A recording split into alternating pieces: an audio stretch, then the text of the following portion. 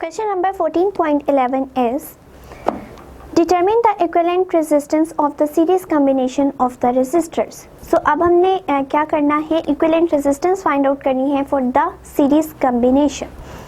So सबसे पहले हम देखते हैं कि series combination क्या होता है of the resistors, then हम उसकी equivalent resistance को find out करेंगे. ठीक है, सीरीज कम्बिनेशन किस तरह से आता है कि हमने रेजिस्टर्स को जो है उनके एक एंड को दूसरे एंड से, दूसरे एंड को तीसरे एंड से ज्वाइन किया होता है और इनको लाके हम एक बैटरी से कनेक्ट कर देते हैं या सेल वगैरह से कनेक्ट कर देते हैं. ठीक है, तो इस कम्बिनेशन को जिसमें एक रेजिस्टर का एक एंड दूसरे के साथ अटैच है, दूसरे का एंड जो है तीसरे के साथ अटैच है, एंड इस तरह हम सो ऑन कर सकते हैं रेजिस्टर्स अटैच. तो ये हमारे पास क्या बन जाएगा, एक सीरीज कम्बिनेशन. सीरीज कम्बिनेशन में क्या होता है कि हमारे पास जो वोल्टेजेस हैं जितने हम प्रोवाइड कर रहे होते हैं वो डिवाइड हो जाते हैं. किस तरह से कि V1 कुछ और होगा, यानी इस R1 के अक्रॉस कुछ और पोटेंशियल डिफरेंस होगा. ठीक है, यहाँ पे कुछ और होगा, यहाँ पे कुछ और होगा. इट मीन्स अगर हम V को लिखना चाहें सो V कब आएगा हमारे पास, जब हम V1 को, V2 को, V3 को, इन सबको ऐड करेंगे तब हमारे पास कलेक्टिवली उतना पोटेंशियल डिफरेंस आएगा जो हम प्रोवाइड कर रहे थे. ठीक है, सीरीज कॉम्बिनेशन में जो करंट है वो सेम रहता है जितना हम इसको प्रोवाइड कर रहे होते हैं. ठीक है, अब वो पोटेंशियल डिफरेंस से करंट क्रिएट हुआ. करंट हर रेजिस्टर के across in the series combination same रहता है, यानी यहाँ पे भी उतना ही करंट फ्लो करेगा, यहाँ पे भी उतना ही होगा, यहाँ पे भी उतना ही होगा. सो अगर हम करंट के लिए देखना चाहें तो करंट किस तरह से आएगा, I1 equals to I2 equals to I3, और ये सारे किसके इक्वल हैं, I के इक्वल हैं, जो कि पहले ही यहाँ से प्रोवाइड किया जा रहा है. ठीक है, अब हमने क्या करना है, हमने इसके लिए फाइंड आउट करना है इक्विवेलेंट रेजिस्टेंस को. ठीक है, इक्विवेलेंट रेजिस्टेंस किस तरह से आएगी कि हम लोग यहाँ पे देख रहे हैं कि V को जब हम ऐड करते हैं तब हमारे पास पूरा जो है वोल्टेजेस की वैल्यू आती है, पोटेंशियल डिफरेंस की वैल्यू आती है, जो कि हर एक एक इंडिविजुअल रेजिस्टर के अक्रॉस ड्रॉप हो रहे होते हैं. सो यहाँ अगर हम by Ohm's law value put करें तो ये क्या बनेगा, V equals to IR. V1 के अक्रॉस क्या बन जाएगा, जो IR1. ठीक है, V2 जो है वो R2 के क्रॉस हो रहा है, तो यहाँ पे R2 प्लस IR3. अब I क्यों सेम रहा, क्योंकि हर रेजिस्टर के across equal amount of current he flow कर रही है. सो ये हमारा क्या बन गया, IR, और इस तरह से हमारे पास ये इक्वेशन आ चुकी है. अब हमें दोनों तरफ I नजर आ रहा है. ठीक है, I को हम कॉमन ले लें अगर इस साइड से, तो ये क्या बनेगा, IR equals to I R1 plus R2 plus R3. ठीक है, ये हमने इस तरह से कर लिया. अब I दोनों साइड्स पे आ रहे हैं तो ये कैंसिल आउट हो जाएंगे. तो ये हमारे पास ये क्या कहलाएगी, इक्विवेलेंट रेजिस्टेंस. इक्विवेलेंट रेजिस्टेंस क्यों, क्योंकि ये जब हमने सब रेजिस्टेंसेस को ऐड किया तब ये जो है हमारे इक्वल क्या है, इक्विवेलेंट रेजिस्टेंस. ठीक है, so equivalent resistance for the series combination हमारे पास तब आएगी जब हम सारी रेजिस्टेंसेस जो अटैच हुई हैं उन सबको ऐड अप कर देंगे तो हमारे पास इसकी वैल्यू आ जाएगी. Question number 14.12 is describe briefly the hazards of the household electricity. So हमने ब्रीफली डिस्क्राइब करना है, ऑल्दो ये हमारा एक लॉन्ग आर्टिकल है, एंड हमने इसमें बताना है कि इलेक्ट्रिसिटी के जो हैजर्ड्स हैं वो किस तरह से आ सकते हैं, कौन से फॉल्ट जो हैं वो क्रिएट होने पे हमारे पास डिफरेंट तरह के हैजर्ड्स आ सकते हैं. सो एक तो है हमारे पास इंसुलेशन डैमेज, के अगर हमारी इंसुलेशन जो है वायर्स की डैमेज हो जाएगी तो हमारे पास जो है वो और क्या होगा, ये खतरा प्रोड्यूस कर सकते हैं. क्यों, क्योंकि इंसुलेशन डैमेज होने की वजह से आपका और वायर का डायरेक्ट कांटेक्ट पॉसिबल है. ठीक है, तो ह्यूमन बॉडी ऑलरेडी एक गुड कंडक्टर है, जिसकी वजह से उस वायर के अगर इंसुलेशन डैमेज है तो आप में डायरेक्टली करंट पास आउट कर सकता है. ठीक है, और अगर आपके बॉडी में से डायरेक्ट करंट फ्लो करेगा, अगर तो अमाउंट कम होगी तो फिर भी आपको जस्ट इलेक्ट्रिक शॉक लगेगा, ज़्यादा कुछ नहीं होगा. ठीक है, अगर उसमें से करंट ज़्यादा पास आउट कर रहा है तो क्या हो सकता है कि आपके डिफरेंट बॉडी के ऑर्गन्स भी डैमेज हो सकते हैं, इवन आपकी सर्टेन डेथ भी कॉज हो सकती है। इसलिए इंसुलेशन डैमेज नहीं होनी चाहिए, उसको प्रॉपरली जो है कवर अप होना चाहिए ताकि हमारी बॉडी के अंदर से करंट फ्लो ना कर सके। और अगर इन केस डैमेज हो भी जाती है तो आप उस वायर को जो है फ़ौरन से पहले उसको वहाँ से चेंज करें ताकि जो इंसुलेशन है वो आपको और करंट के डायरेक्ट कांटेक्ट को आपके अंदर फ्लो होने से रोक सके। सो ये था हमारा एक होल लॉन्ग आर्टिकल 14.3। तो आप इस क्वेश्चन के लिए मेरा लेक्चर सुन सकते हैं 14.3 टॉपिक।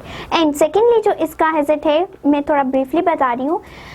पहला तो हमारा इंसुलेशन डैमेज हो गया, सेकेंड आ जाती है हमारी डैम्प कंडीशन, यानी अगर हमें ज़्यादा से ज़्यादा इलेक्ट्रिसिटी को कंज्यूम करते हुए खुद को ड्राई रखने, अगर हमारे हैंड वेट हैं या हम कोई भी क्लॉथ यूज़ कर रहे हैं जो कि वेट है, हमारे कपड़े गीले हैं किसी वजह से भी, तो क्या हो सकता है कि उसके अंदर से रेजिस्टेंस हमारी बॉडी में उस टाइम पे जब वेट होती है तो रेजिस्टेंस कम हो जाती है, रेजिस्टेंस कम होगी तो उसी हिसाब से ज़्यादा करंट फ्लो करेगा। ठीक है, तो अगर करंट फ्लो करेगा ऑब्वियसली हमारी बॉडी गुड कंडक्टर है, करंट को फ्लो होने देगी तो हमारे डिफरेंट बॉडी ऑर्गन्स डैमेज हो सकते हैं, इलेक्ट्रिक शॉक लग सकता है। सो इसलिए डैम्प कंडीशन को जो है वो हमने थोड़ा कम रखना है। नेक्स्ट क्वेश्चन है 14.13 and it is describe 4 safety measures that should be taken in connection with the house hold circuit. जब भी आपने कोई हाउस होल्ड सर्किट का कनेक्शन करना है तो आपको कौन से 4 सेफ्टी मेजर्स बताने हैं, कोई से भी। ठीक है, सो क्या होना चाहिए, आप जब भी कोई सर्किट कनेक्ट करना चाह रहे हैं तो आपको आप उसके साथ फ्यूज और या ब्रेकर जो है वो मस्ट यूज करें। ठीक है, तो हमारा फर्स्ट सेफ्टी मेजर क्या है कि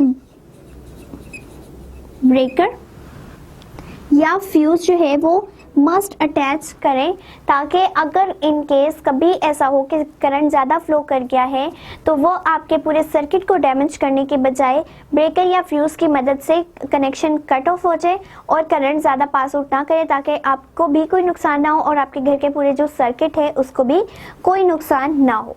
सेकेंडली, जब भी हमने किसी सर्किट को से वर्किंग करवानी है या हम उसको कोई भी चीज़ उसकी ठीक करना चाह रहे हैं, कुछ भी करना चाह रहे हैं, तो you must where the insulated gloves. ठीक है, इंसुलेटेड ग्लव्स ज़रूर यूज़ करें क्योंकि इंसुलेटर क्या है, इंसुलेटर में से करंट पास आउट नहीं होता। तो अगर इंसुलेशन होगी तो बॉडी के अंदर करंट नहीं पास आउट होगा। इसलिए जब भी कोई कनेक्शन किसी भी सर्किट से आप कुछ करना चाह रहे हैं, आपको उसकी कोई चीज़ ठीक भी करनी है तो इंसुलेटेड ग्लव्स ज़रूर यूज़ करें। देन अगर हम देखें तो हम सारे काम किससे ले रहे होते हैं, टूल्स से। ठीक है, कोई भी सर्किट को जोड़ना है, कुछ भी करना है तो हम डिफरेंट टूल्स यूज़ करते हैं। सो वो भी टूल्स इंसुलेटेड होने चाहिए क्योंकि अगर आप इंसुलेटेड नहीं यूज़ करेंगे उस टूल के अंदर से भी करंट फ्लो करेगा और टूल से करेगा तो आपने उसको हाथ में पकड़ा होगा तो ऑब्वियसली आपकी बॉडी में से भी करंट पास आउट हो सकता है। इसलिए इंसुलेटेड ग्लव्स ज़रूर यूज़ करें और टूल्स भी इंसुलेटेड ही होने चाहिए। देन हमारी जो वेट कंडीशन है हम उसको कम करें कि जब भी हमने किसी सर्किट के साथ कोई वर्किंग करनी है तो हमारे हैंड वेट नहीं होने चाहिए, यानी हम ड्राई कंडीशन में होने चाहिए। क्यों? क्योंकि ड्राई कंडीशन में बॉडी की रेजिस्टेंस बहुत ज़्यादा होती है और रेजिस्टेंस जितनी ज़्यादा होगी करंट उतना कम फ्लो करेगा। अगर वेट कंडीशन में देखें रेजिस्टेंस कम हो जाती है, रेजिस्टेंस कम होने की बिना पे करंट बहुत ज़्यादा बॉडी से फ्लो कर सकता है और जितना करंट ज़्यादा फ्लो करेगा बॉडी को उतना ज़्यादा इलेक्ट्रिक शॉक लगेगा एंड इवन जब बॉडी के अंदर से करंट पास आउट करेगा डिफरेंट ऑर्गन्स भी डैमेज हो सकते हैं। सो ये था हमारा क्वेश्चन नंबर 13। नेक्स्ट क्वेश्चन की तरफ मूव करते हैं which is question number 14 and the last one question of the review question. So हमें कहा गया है कि design a circuit diagram for the study room that need the following equipment in parallel. So हमने एक diagram बनानी है study room के अकॉर्डिंगली और उसमें जो इक्विपमेंट्स हैं वो पैरेलल में अटैच होने चाहिए। नंबर ए जो है हमने एक 100 वॉट लैम्प को यूज़ करना है एक स्विच के साथ। ठीक है, 1 reading lamp fitted with a 40 what bulb which can be switch on end of from 2 points, जिसको हम 2 पॉइंट से स्विच ऑन या ऑफ कर सकते हैं, ठीक है। एंड सी है what is the advantage of connecting the equipment in parallel instead of series. So हमने ये जो दो कनेक्शन करने हैं ये हम पैरेलल में कर रहे हैं, तो हम पैरेलल में क्यों करें, सीरीज में क्यों नहीं करें, तो क्या एडवांटेज है हमने ये बताना है, ठीक है। सबसे पहली बात है कि हमने एक लैंप यूज करना है by use of 100 what power का, ठीक है, जिसको हमने एक स्विच के साथ कनेक्ट करना है। सेकेंडली हमने क्या करना है, हमने 40 वॉट का लैंप फिट करना है, सॉरी बल्ब फिट करना है विद अ लैंप। 40 वॉट का बल्ब कनेक्ट करना है इस लैंप के साथ। इसको हमारे पास 2 कनेक्शंस आने चाहिए, यानी 2 स्विचेस होने चाहिए जिनकी मदद से हम इसको ऑन ऑफ कर सकें, ठीक है, फ्रॉम द 2 पॉइंट्स। और थर्ड वन हमने इसका एडवांटेज बताना है कि पैरेलल में क्यों किया, एडवांटेज। सो अगर हम पहले की तरफ चलें तो हमने पैरेलल में चूंकि कनेक्ट करने हैं लैंप को, अगर हम करना चाह रहे हैं और हमने एक स्विच के साथ करना है, तो ये हमने फर्स्ट स्विच बना लिया, ठीक है। लैंप हमने अटैच करना है तो हम उसको इस तरह से रिप्रेजेंट करेंगे कि कोई भी चीज़ है उसके अंदर रेजिस्टेंस है, ठीक है। तो ये हमें क्या देगी, 100 वॉट पावर का बल्ब जो है ये इस तरह से हम शो करेंगे, और ये हमारा है एक स्विच। सो पहला हमने बना लिया कि 100 वॉट पावर का एक लैंप है जिसको हमने जस्ट एक स्विच के साथ कनेक्ट किया। अब इसके पैरेलल में 40 वॉट बल्ब कनेक्ट करना है। पैरेलल मींस इस तरह से, ठीक है। अगेन ये एक स्विच एंड ये हमने बल्ब अटैच कर दिया, ठीक है, ये बल्ब हो गया।